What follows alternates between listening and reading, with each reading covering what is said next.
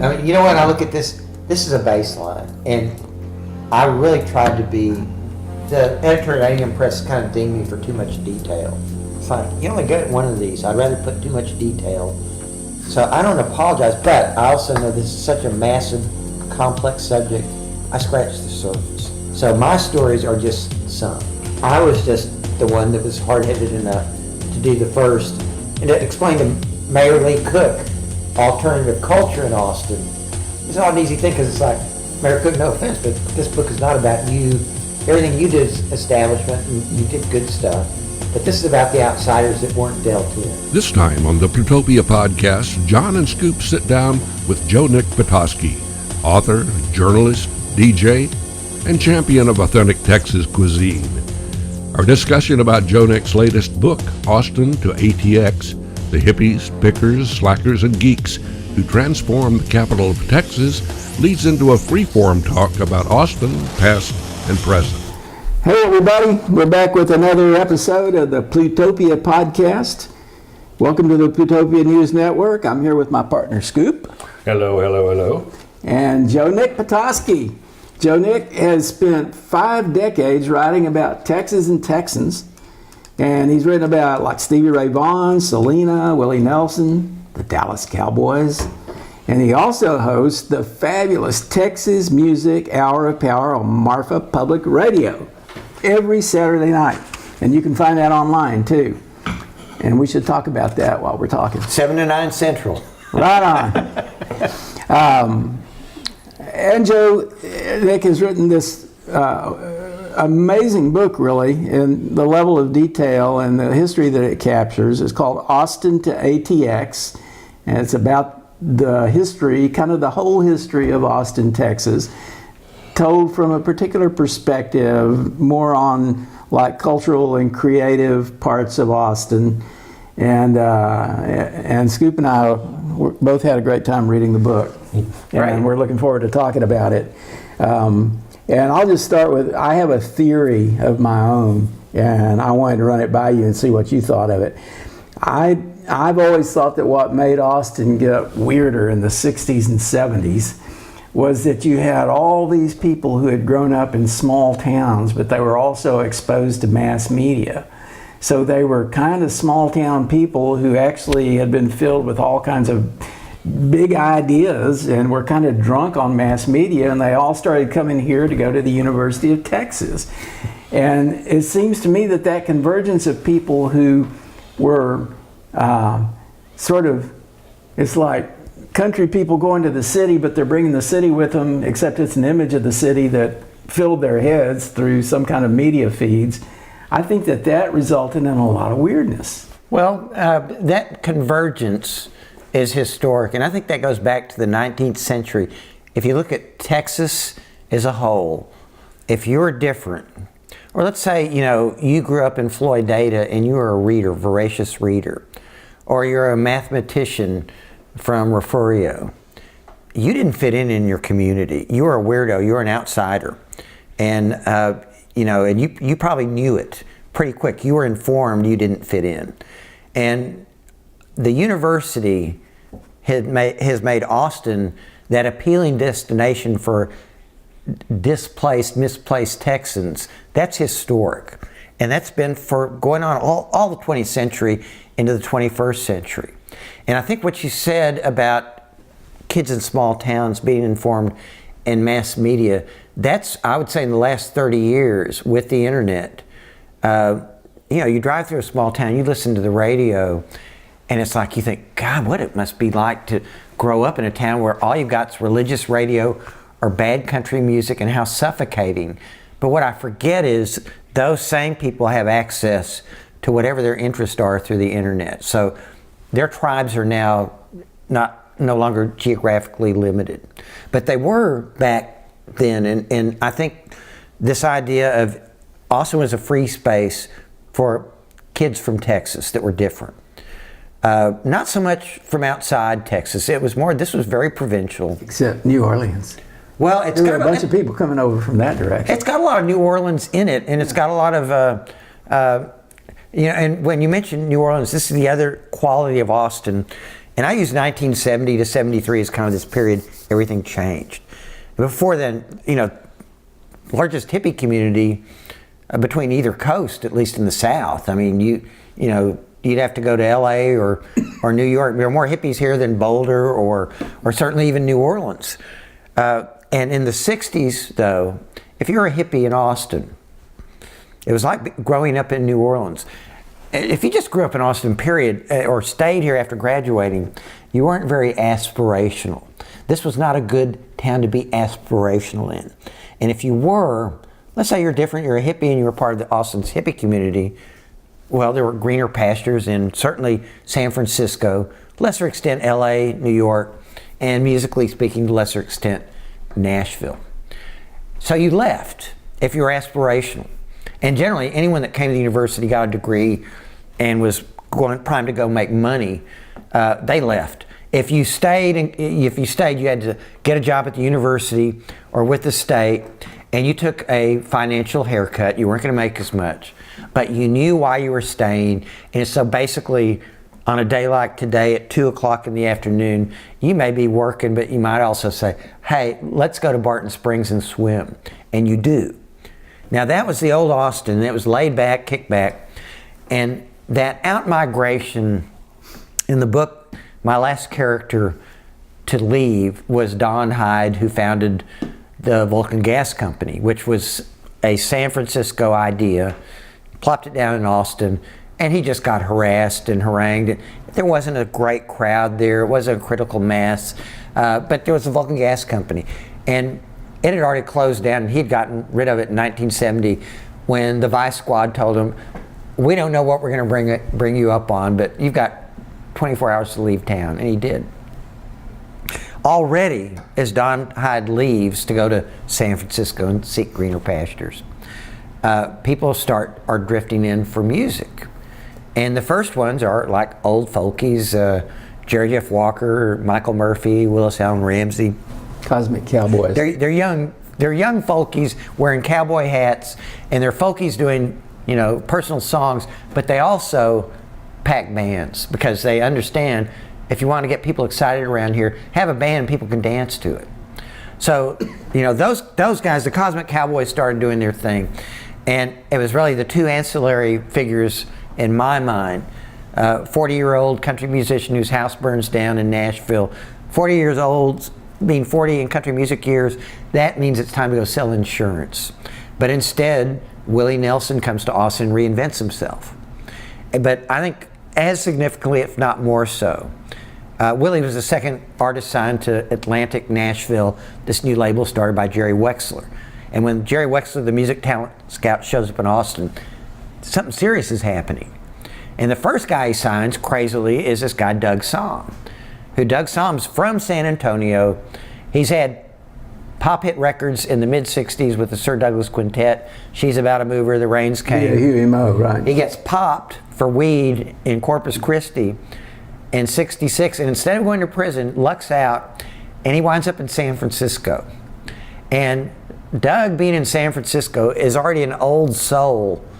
When San Francisco Summer of Love blows up, he's already had hit records. So here comes Janis Joplin from Texas, Johnny Winter, Steve Miller, Boz Scaggs, all these characters from Texas coming in, Tracy Nelson, Mother Earth. Well, Doug's in the middle of it, and Doug goes home in 1971 to San Antonio. He's got long hair, and he dresses real cool cowboy, but the long hair does not sit well in San Antonio like it does in most of Texas in the early 70s. And he gets beat up by a deputy sheriff. Really, he gets beat up. And he says, screw this, I'm coming to Austin. And when Doug shows up in Austin, all these hippies that are tuned into San Francisco are saying, wait a minute, this guy is coming here. He's not staying in San Francisco. He's telling us that this is actually cooler than San Francisco. And so Doug kind of gets the hippies thinking different. And this music scene that pops up, that coalesces, all of a sudden other musicians that fancy themselves country rockers, Cosmic Cowboys, they start moving in from all over the country because there's a scene here. There's not a business. These people aren't coming to become stars. They're coming because I can play this music I want to play. And what they're sussing out of Austin is this music here. It's mixing country and rock, and a lot of roots musics, and it's authentic. And so the musicians start the in-migration, and along with the musicians come people that just love music, you know, and you can come out, you can come to Austin, and you can hear music 7 nights a week. I just want to interject. Perfect example of this is Alvin Crow opening for Bruce Springsteen the first time Springsteen I was there at the Armadillo. I was too. No, and Alvin came down from, Alvin Crow was playing Western Swing, a fiddler from Oklahoma City originally, but he was up in Amarillo with his band. And they drifted down from Amarillo. He had been in and out of Austin since 1970. And 73, this band from Berkeley that also plays Western Swing. Berkeley, they're a bunch of East Coast intellectuals that have gotten into this weird music that they collect records and have got this sound, and they followed their friends, Commander Cody and the Lost Planet Airmen, to Berkeley. And then Asleep at the Wheel follows Commander Cody and gets to open for them at the Armadillo. And when Asleep at the Wheel plays this Western Swing, this arcane music, that even in Berkeley, no one knows what the hell they're playing. It just swings and it's cool. But in Austin, all these 40, 50, 60, 70-year-old old people come up and say, man, you're playing our music. Thank you. I haven't heard anything like this since Bob Wills left the scene. So it's like they move because they've discovered their audience is here. Same thing with Alvin. And it's these roots musicians, and by the end of the 70s, it's like every music tribe that's authentic in the United States has a community here. If you like reggae music, there's a reggae scene. I'm into African music, world music. There's a scene here for you, Dan Del Santo and his boys, and there's a whole scene. Even if you're into electronica music, there's a community for you. So all these stories that I tell in this book are origin stories about how things came to modern institutions and the individuals that made these institutions that basically were alternative Austin, and how the alternative culture became the mainstream culture in Austin to the point that today the culture, this outsider culture that starts with music and hippies, informs the economy. It drives the economy. Tech was this monster that really changed all the rules and has really brought these issues about affordability. Can the creatives that made Austin and built Austin still afford to live here? But even that, tech is so informed by music and the culture. And music is still who we are. It's part of Austin's DNA in a way that it's not even in Nashville, or definitely not in New York or LA or even in San Francisco. There was an early attempt in the 90s. I went to a big meeting, and it was the music people and the tech people were meeting, and Carly Majeski was kind of running the show there for that conversation. I don't know what came out of it. I'm sure stuff did, but there was definitely a desire to and an attempt to put technology and music together, and of course a lot of that was catalyzed too by South by Southwest.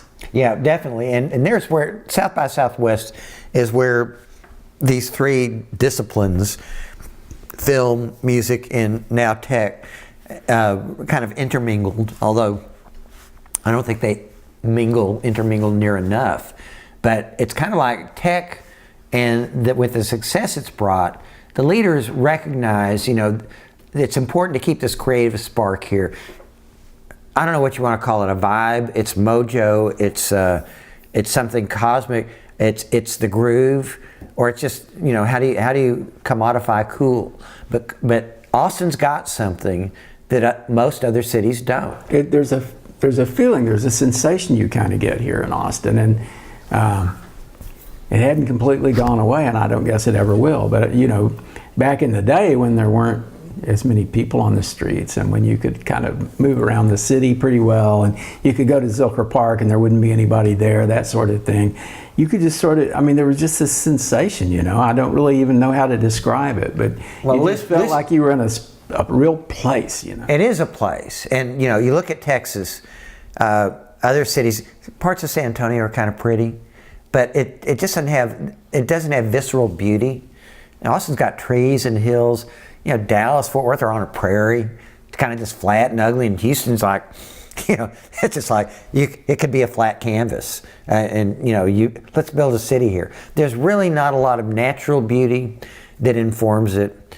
And again, there's no city anywhere that within a mile of downtown of the central business district, you've got a swimming hole of natural spring-fed water, where it's, you can swim a lap and you've gone a quarter mile, and to me that informs it. San Antonio had San Pedro Springs, which was similar to Barton Springs or San Marcos Springs or Comal Springs, many of the springs in the hill country. But they let it get polluted and it closed in the early 50s. They're kind of reviving it now, but it's very limited hours. And I've said to someone in San Antonio, when that's open year round, and you can go any day of the year when it's a nice day, and you have a community that can go there instead of these limited hours where you got to sneak in just when they're open, then you might have something going, San Antonio. You might get your mojo back. But Austin has, even as a lot has degraded and declined for someone that's been here for a while, is that cool factor still there? Well, they're still coming. And, to me, it's like someone that's an old timer like me may bemoan the fact that, the last standing honky tonk, the Broken Spoke, is now encroached upon by condos. But if you just arrived here last week, you're cruising down South Lamar and you're looking at all these cool little restaurants and bars and places, and and there's condos and apartments and all that. And then all of a sudden, wow, how cool is this? A genuine, authentic Texas honky tonk in the midst of all this. This place is great.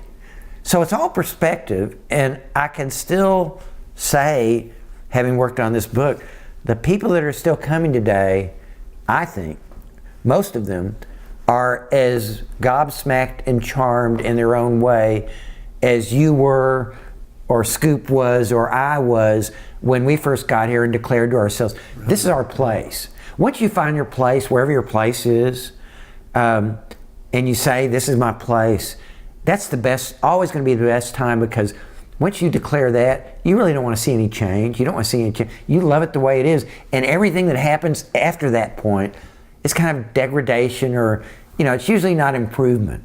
Yeah, there's more places to eat and there's cooler food, but generally what you first saw, it's never going to be like that again. But for someone that just sees Austin for the first time today, it looks pretty damn good, and it still looks different and unique and weird. Not like other places, and weird, and proudly so. This is where you can be different. It's okay.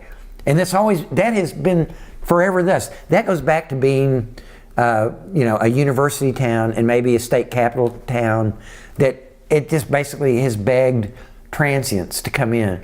And the university brings in professors with weird ideas from outside. They may not stay here long. They may get run off, but they bring those ideas in.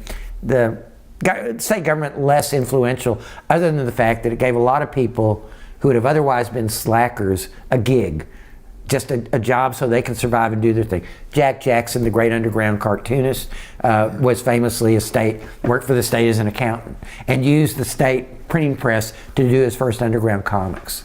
So it's like that part of Austin, it's hard. You got to have hustlers today. You can't just slack. You got to come in and have a scam, or you have to have an entrepreneurial streak to kind of get by. And, that's the big difference today. Because when I came in 1973, lowest cost of living of the 100 largest cities in the United States.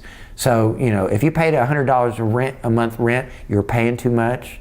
I know my first place was $85 and then $75 and $10 pot. You were paying too much. Pot wasn't good. It was good. It was better than pot anywhere else, but it's $10 a lid. Yeah. And beer was, if you were desperate, Texas Pride was 99 cents a six pack. And I looked it up that at the Armadillo Beer Garden, a pitcher of Lone Star was $1.60.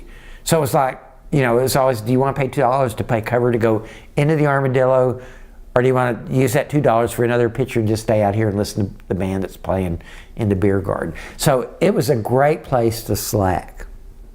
And if you slack today, you have to have some kind of cushion, or you live out of town. Or have a trust fund. The trust fund brats, they've always been here, but not in the numbers they have now.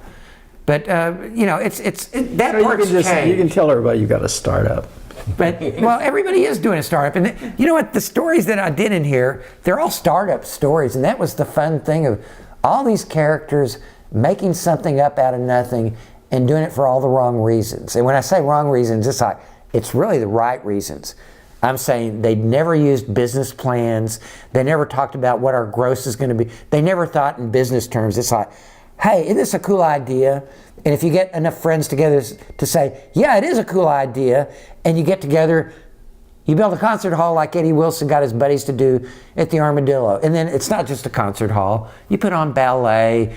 You do a Christmas bazaar. It's a community center. They were bootstrapping. So, but everybody's always bootstrapping. There's a tradition of bootstrapping here in Austin. And that tradition continues through startups and things like that. And I think it remains a great place that if you got an idea and you just need a place where you can work it out without getting hassled too much, this remains pretty much that place. It's a petri dish. The rest of Texas, all the other cities in Texas, were built on either cattle or goats or extracting natural resources, oil and gas. And that is thus today. That's the economy of Texas. The economy of Austin is the creative mind. And that has been thus since at least really going back to the 70s. It's been built up, and it didn't become the beast it was until the 90s when tech really rears its head. But the creative mind is what sells Austin. And that's another delineating factor that separates Austin from everywhere else. Yeah, and that kind of relates to the fact that our big, like, monster event every year, South by Southwest, has evolved from a media festival to a festival of ideas, really. It's wild, and knowing those guys that started it, and actually, I go back to the fall of 1979 when my girlfriend started playing with this guy, Joe King Carrasco, and joined this band. They're getting opening shots. You were managing him, weren't you? Well, I wasn't yet. I was advising. But, you know, I would help them get gigs, and they opened up for the Standing Waves a lot at Raoul's. Joe King was not that popular at... The only reason he got in at Raoul's, the punks didn't like him. They started with El Molino, right? Yeah, but Joseph Gonzalez and Bobby Morales, the owners, they understood Tex-Mex.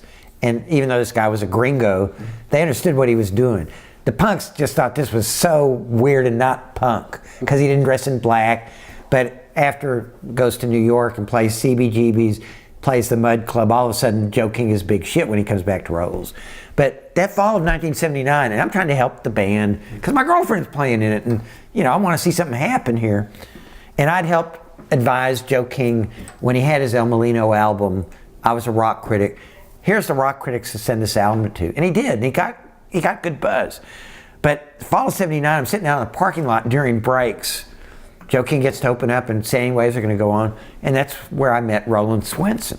And Roland manages Standing Waves, and we're both sitting around. How, you know, indie bands, we got these bands, we want to get them record deals, we want to, you know, help them out. But how do you do that when you're in Austin and the businesses in LA and New York? And who are the people at the labels that are actually listening to indie bands? These were like basic questions. And Roland ultimately moved Standing Waves to New York for a while and was there at the bottom floor of the New Music Seminar in New York, which did just that. We're going to link independent bands with the industry. All you bands come up to New York, play in the clubs, and we'll get the record label people to come out and hear you. Well, so this idea developed after 2 years. Roland was enough of a smart hustler. He was back in Austin. We shared offices when I had a business office for Joe King. But he got convinced people at the city to help subsidize sending a delegation to the music seminar, and then got the New Music Seminar to agree to do a satellite event in Austin, calling it New Music Seminar Southwest. And the city was actually on board, going to help do a little bit of subsidizing through the Convention and Visitor Bureau. And all of a sudden, the New Music Seminar guys, who are really fuck-ups, canceled we're not going to do it. Everybody's freaking out. Well, they're not going to do it. Well, then it's like, we'll just do it ourselves. That's South by Southwest. Yeah. And it started only because the New Music Seminar, which only lasted 2 or 3 more years later, before those guys just crashed and burned. Do you think they possibly got a feeling that maybe you would outdo them at their own game. No, I think it was more drugs. They had too much of a good thing and it turned into a bad thing. But no, they were just like more clueless New Yorkers. And it was started as a music media conference, and the idea was bands from the heartland, but also each group of bands would be sponsored by an alternate weekly like the Austin Chronicle. So they found other alternate weeklies around the country to co-sponsor, and they brought in a group of bands, and so that weekly was hyping up their bands going to Austin, and it was just a band thing, and it was teeny tiny. The whole purpose of South by Southwest was Austin emptied out during spring break. All the students went to the beach or the mountains, and clubs closed for 2 weeks because nothing was going on. And South by Southwest becomes this thing, the music thing grows. In the 90s, they introduced interactive, the technology component and the film component. Well, and what's implicit in your book is that in each of those cases, like when they bring in music, or when they start with the music festival, it's people who really love music and know something about it and care about it that are putting it on. And then, Rick Linklater, who cares more about film than anybody I know, starts the film festival. And then Interactive is started by Dewey, who was, kind of really passionate about CD-ROMs. Dewey Winburn is such to me, he's the tragic story of Austin Tech because, I still think his relationship with Dr. Kosmetsky was an IC square at the university was a fractured one, and it did not help his situation, which led to his death ultimately. But yeah, CD-ROM was the thing, and I remember Human Code. That's Chip Walters and Liz Walters sitting in their cottage on West Avenue off of 15th, and everybody's sitting around and so excited. There's Nicholas Negroponte and the other investor from MIT Labs, and it's like, everybody's there and it's like, we don't know what it is, but it's really cool, and it's so futuristic. And then to see, within 5 years, CD-ROM is something laughed at, but I know, we showed up at the multimedia conference and we said, well, why don't you guys have any internet stuff here? What's going on? Because the internet was already a thing. It took a while. It took 3 years, I think, to really get them on board with it. No, it was a slow rollout, but you know what? They all were that, the film festival was Louis Black's friends. Louis using his Rolodex and calling all his Austin film friends who called their film friends. And really the music thing was like Austin music first. And all these elements, there's passion behind all of them. Roland managed bands. Hugh Forrest, learned technology and basically became is still running technology. Nancy Schaefer, who was the first director of South by Southwest Film, went on to start the Tribeca Film Festival and as a producer. All these people, I love the stories how people stumble into these jobs. It's not like a grand plan. Rick Linklater didn't think about, with Lee Daniel, hey, let's start the Austin Film Society. We'll get a business plan going. We'll get $500,000 in seed money. And within 20 years, we're going to be awarding close to $1 million in grants to young independent filmmakers. No. It was Rick and Lee saying to each other, it's great that we see all these films at the university, but they don't show enough. Let's start an organization so we can watch the films we really want to see. This is love that's really driving them. And all the way through, all these stories about people wanting to do it for the wrong reasons, because it's cool. I dig it, and it's like, not because there's money involved. It seems the secret really is to all these successes is they're organically created by people who just love what they're doing, rather than focus groups and committees coming and carefully planning these events. This is what kills me about the modern Austin. Has got a lot of that, committees and planning, and the layers of bureaucracy in the city and city government are pretty mind-blowing. Which you're exactly right. It's organic and it's kind of natural, and it's very informal. I'd written about in the early 2000s the bottom-up preservation of South Congress for Preservation magazine. And what struck me is there was no city plan. There were no city dollars spent on this. There was a bond issue later on that applied some improvements to sidewalks. But there was no grand plan. In fact, the one grand plan, this is where the city wanted to do it, and I think the city was right on this, was they wanted to do light rail down South Congress. But all the independent merchants, the small business people that created this scene on South Congress. It was retail driven. It was retail driven. They were all against it because we can't afford to close for a year, and then or 2 years, and if this line goes through, we won't be able to afford the lease, the rent. So they rightfully fought it back, although it's time now for that rail. Because now the iteration of South Congress is all those creators have now been pushed out. They're on Fort View over by Manchac, or they may go down to Slaughter and Manchac. They have left because they can't afford it anymore. So you got the next iteration, which is high-end, like Kendra Scott or the South Congress Hotel with the most expensive restaurant in town. So what you have now are the looky-loos coming in to look and spend money. They're not the creators anymore, but you need the looky-loos to come and keep the scene going. And it'll go through another iteration. I've seen the complete evolution of 6th Street that I remember, when I first came to town. 6th Street, the north side was black and the south side was Mexican.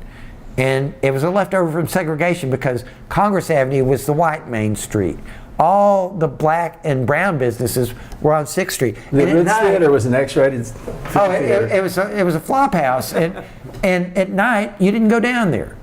And so to see, Gordo's, Atlanta's, and certainly to me, when Antone's opened up downtown and brought nightlife, real nightlife, to 6th Street in 1975, that it started blossoming. But to go to 6th Street today, it's it's more menacing than it ever was when it was black and brown. And I would go to some of the cantinas.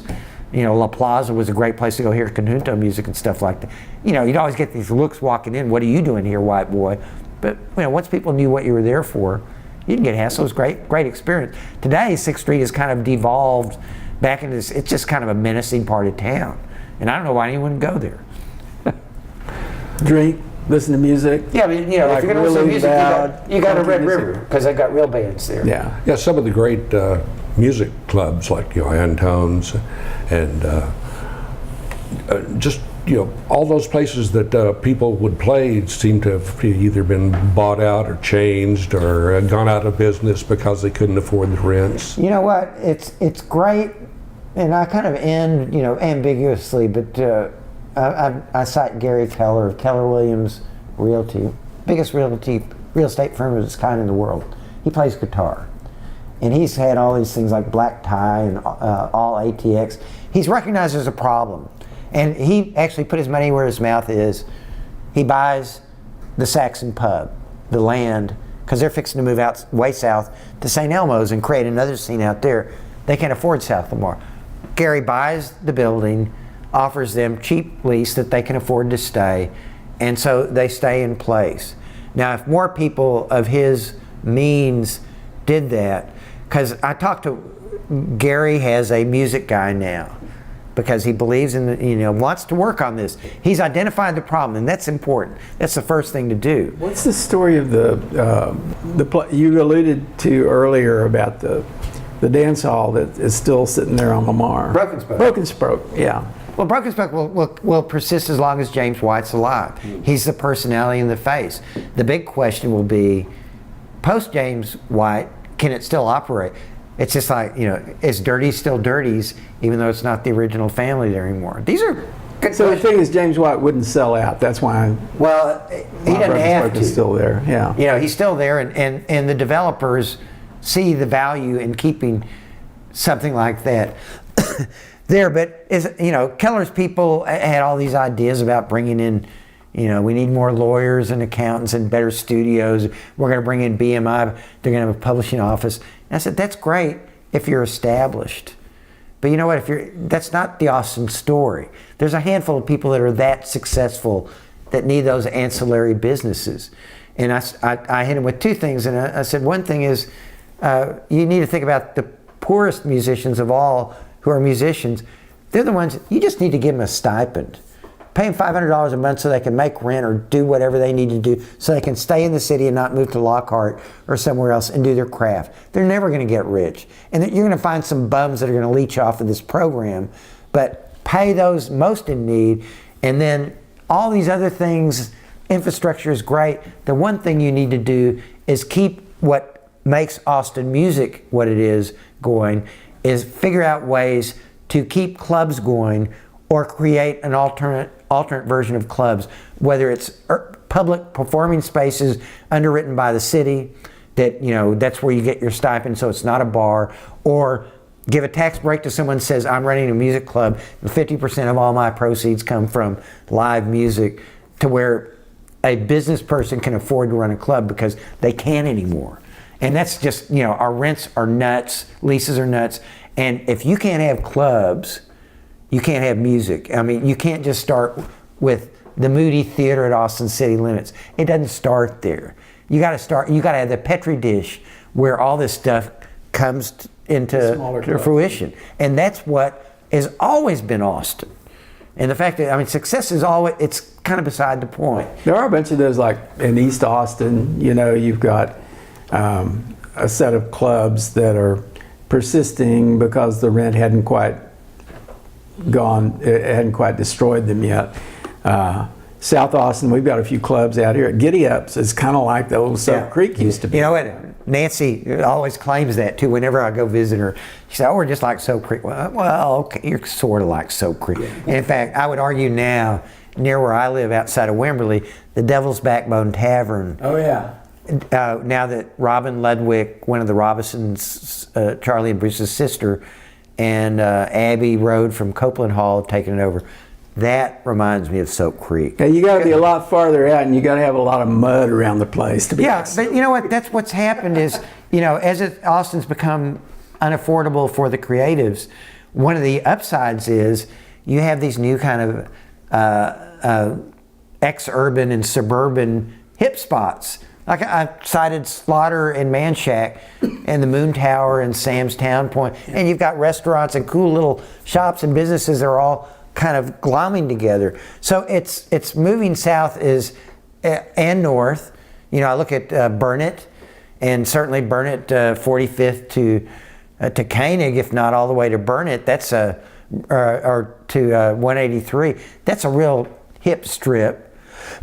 And then if you go beyond there on Burnett or Lamar, I mean, you can eat the world now. That's where all the startups from, you know, all the ethnic groups that have moved here, Indian, Pakistani, whatever name your poison, African, you can eat that now.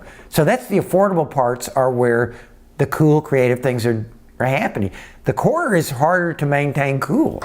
The core almost seems like the only way to save entertainment and even restaurants in the core. It's almost they need a patronage system like the classical musicians had in medieval times, where they had wealthy people paying these weirdos to write great music. That's what we need, and we need Medicis. That Austin has never had a real oligarch class, and it's because the big businesses in Austin were the state and the university, and that does not breed an oligarchy. The people with incredible wealth kept it. They did not give back to the community. The state's supposed to do that. And this is the big challenge right now, because we now have, through technology, oligarchs. We have 3 billionaires in Austin at least, if not more. And we have a lot of wealth that's being created. So those people have to be taught. And in fact, you know, Gary Keller is the star of a film documentary about the Saxon pub that played, debuted at South by Southwest Film 19. And it's about his story, and it's also him asking other people of wealth, look what I've done, what are you going to do? I think Josh Bayer and some of the people that cluster around Capitol Factory who are starting to have some money, and Josh has always been pretty good about making cultural investments as well as, you know. Well, they need to also, and this is where I like to think, they all need to read my book to see where all this came from. Because it's like, this is how you can respect music And even if you don't like music, you got to respect it here. And I was talking with Lee Cook, former mayor, who was telling me how the live music capital of the world moniker came about. And I made the point, I said, a lot of people think it's lip service. Musicians are still struggling terribly. But this lip service means a lot, because it's like this gives musicians respect. At least the image is there that we respect them, even if we don't. And anywhere else, a musician is you're blue collar, you're working class, you're a step up from being a criminal. And that is being a musician in San Antonio today. So you need this new class of wealth recognizing, I need to, build a garden where these young whippersnappers can come plant their seeds and do their weirdness. Patrons. And the patron class is still, it ain't there yet. And it's real slow to come around. There's some recognition, but I haven't seen the linkage. All ATX does that. No, well, Black Tie is the one, I think, where they get $5,000 tech donors. Each person donates $5,000, and they give out these scholarships to musicians every year. There's been so over the last decade, it seems to me there's been a sort of like, there was a fascination among some people who were having some influence on the city on something called new urbanism and the idea of high density development and so forth. So Austin itself, the city of Austin, has really transformed. Yeah. We have a lot of mixed use development and so forth down there. And there's a concerted effort to do away with parking downtown. And it just seems to me that there's starting to be a disconnect between the urban part of Austin and the suburban part of Austin. Of course, there always probably has been. Yeah, I mean, the urban core is more defined. I think that goes back to the smart growth and Kirk Watson and his pushing. He basically said downtown needs to be, give it up as environmentally, just jam it as much as you can in there. And, it is to the point where John Coons, who owns Waterloo Records, walks to work 2 blocks away, lives in a high rise, he still has a place out in the country. He lives out, he and his wife have a place in Wimberley where they spend their weekends. But he was telling me, he said, spur of the moment, I can walk down to Antone's and hear someone, and I can drink all I want because I'm walking home. I don't have to worry about that.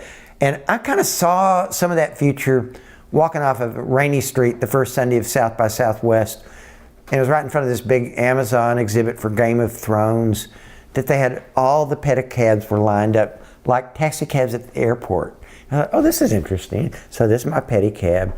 And then to go down to Red River and Cesar Chavez, and it's like not just the pedicabs, but here's the scooters, here's the walkers, here's the bicyclists. Oh, and there's even cars here. There's a few cars. But they're forcing that change there. And it's kind of funny that, I live downtown. I lived on 609B Wood. I rented from Homer Hudson of Hutt's Hamburgers back before Hutt's became a trendy hamburger joint. And I lived on 803.5 West Avenue, which was one of my favorite cottages. And it was, was I living right, because I could walk 2 blocks to 10th and Lamar and have a choice. What did I want? Did I want 7-Eleven or the original Whole Foods Market? But other than that, and Katz's Deli and Hot Jumbo Bakery downtown, there was nothing going on downtown. And when I lived on Wood Street, it was not next door to the GSD&M, a shiny, advertising agency. It was McMorris Ford, and they dumped oil, into the sewer system. And we'd walk down Shoal Creek, my girlfriend and I, to the river, and it was just, shopping carts full of crap thrown there. It was just trashed. But we always were like, man, someday this is going to change. Join us next time for part 2 of our interview with Nick Patoski. In the meantime, pick up and read Austin to ATX, the hippies, pickers, slackers, and geeks who transformed the capital of Texas. There will be a quiz at the end of part 2, so bring a number 2 pencil. With Jon Patoski, I'm Scoop Sweeney. This is the Plutopia News Network, 20 minutes into the future.